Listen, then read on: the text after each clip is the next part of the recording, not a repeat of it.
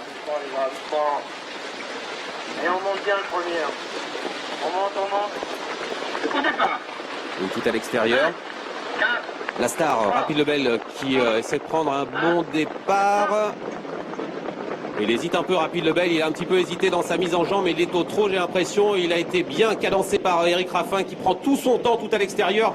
Et c'est donc parti dans ce prix des Ducs de Normandie. Jean-Michel Bazir est au galop avec Kumba de Guez. Renaud Bédobré est également au galop. Torrance Védaké est très noir. Gandhi Danover vient de faire une petite hésitation. Rapide Lebel est bien cadencé maintenant. Et c'est parti pour le cheval de Sébastien Garato qui accélère, qui va venir aux avant-postes. Bon départ également de Texas Charm avec à la corde Oyonnax. Bon départ également de Surabayagiel et de Quaker Jet qui va se retrouver un petit peu en épaisseur. Punchy n'est pas très loin avec Rock Mélois, avec également Rodrigo Jet à l'arrière du peloton, Orlando Sport et Paradis Cordière qui a déjà du mal un petit peu à suivre le rythme. Le numéro 10 Kumba de Guez est pratiquement hors course après sa faute au départ et 3 chevaux ont été disqualifiés, les numéros 6, As et 5. Nous sommes dans le premier tournant. Il y en a 2 dans ce prix des Ducs de Normandie, 2450 mètres à parcourir. Rapide Lebel, le grand champion, est en deuxième position. Il est pour le moment tout près du leader, le numéro 3 Texas Charm avec Julien Dubois qui fait le spectacle devant. En troisième position, on a Oyonnax avec un petit peu plus loin Quaker Jet qui est tout près des premiers, c'est le deuxième favori de la course. Tout près également sur Abayagiel qui se rapproche avec Mathieu Abrivard. Punchy vient le long de la corde avec Rock Mélois à l'arrière-garde.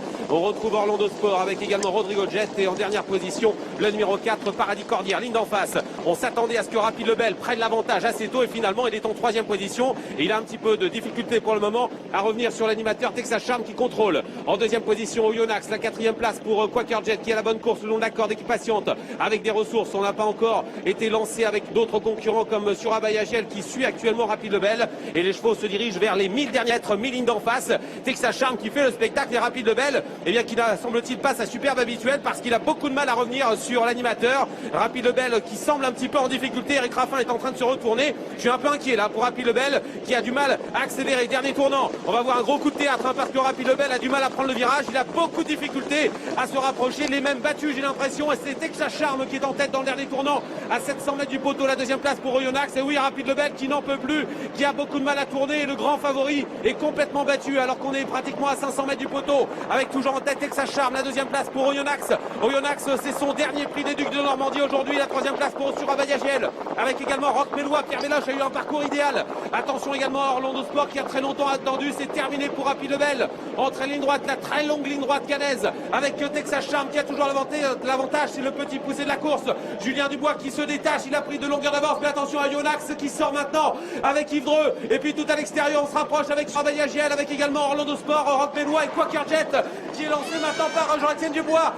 Julien Dubois à la corde, Yves Dreux et Jean-Étienne à l'extérieur qui fait les vite. Oyonnax contre Texas Charm. Oyonnax, Texas Charm à la corde, la jeunesse qui va s'imposer dans ce prix des Ducs de Normandie. Victoire de Julien Dubois dans cette grande course. Deuxième place pour Oyonnax, troisième place pour Quaker Jet, quatrième place pour Rodrigo Jet. Puis derrière, on a Orlando Sport et Punchy. Défaite totale du grand champion Rapide Lebel. Ah oui, course assez terrible pour Rapide Lebel après son échec en Finlande. Magnifique succès de Texas Charm qui s'impose dans ce prix des Ducs de Normandie 2012. On a retrouvé aujourd'hui le très grand Oyonnax qui a apporté une magnifique réplique et une magnifique attaque tout au long des 200 derniers mètres à son cadet. Troisième place pour Quaker Jet, le tenant du titre qui n'a pas à rougir, il est dans le trio. Rodrigo Jet court une fois de première et Punchy, l'inaltérable Punchy, prend la cinquième place en résistant à un valeureux Orlando Sport. On reparlera de Rapide Lebel tout à l'heure PE, mais faisons honneur d'abord à celui qui est peut-être en train de devenir l'un des trotteurs de premier plan parmi les chevaux d'âge en France. Oui, la jeunesse qui s'impose, c'était le seul 5 ans de l'épreuve, un cheval qui progresse énormément. Il a été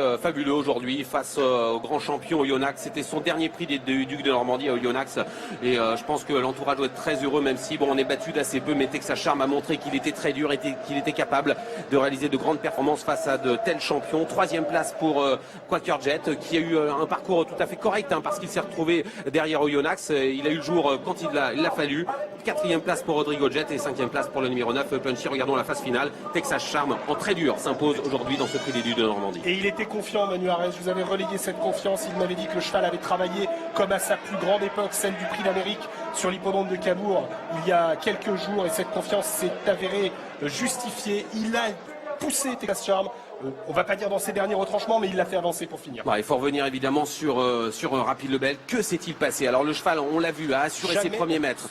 mais on l'a vu en difficulté dans les tournants, on l'a vu en difficulté dans la ligne d'en Dès le face, début il de la n'avait ligne d'en pas face. sa verve habituelle. C'est très inquiétant Ouais. pour l'Elite Lob dans une dizaine de jours. Alors de deux choses l'une, soit le cheval n'était absolument pas à l'aise sur la piste caennaise et cet échec et cette très mauvaise impression qui fait suite à une autre mauvaise impression laissée à Solvala sera effacée, soit le cheval est moins bien, soit le cheval n'est plus le Rapide Lebel qu'on avait vu dans le prix de l'Union Européenne, et là il va falloir que Sébastien Garato et tout son staff prennent une décision. On écoute d'ailleurs Sébastien Garato immédiatement.